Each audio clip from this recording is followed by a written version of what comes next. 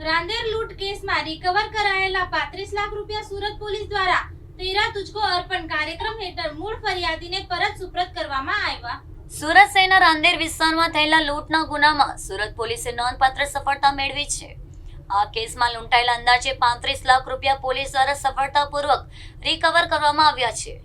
ત્યારબાદ Surat police commissioner Anupamsinh ગહલોતના હસ્તે તેરા તુજકો અર્પણ કાર્યક્રમ અંતર્ગત આ રકમ મૂળ ફરિયાદીને સુપરત કરવામાં આવી।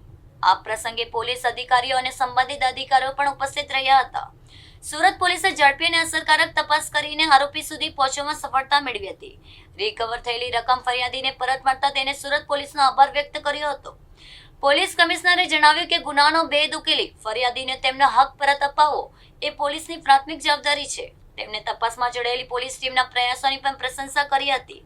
તેરા તુજકો અર્પણ કાર્યક્રમનો મુખ્ય હેતુ ગુનામાં રિકવર થયેલો મુદ્દામાલ તેના વાસ્તવિક માલિકને કાયદેસરની પ્રક્રિયા પૂર્ણ કરીને પરત આપવાનો છે।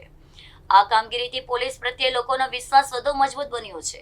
સાથે જ ગુનેગારો સામે કડક કાર્યવાહી કરવાનો સંદેશ પણ આપવામાં આવ્યો છે। સુરત પોલીસને આ કામગીરીને લોકો દ્વારા સરાહના મળી રહી છે।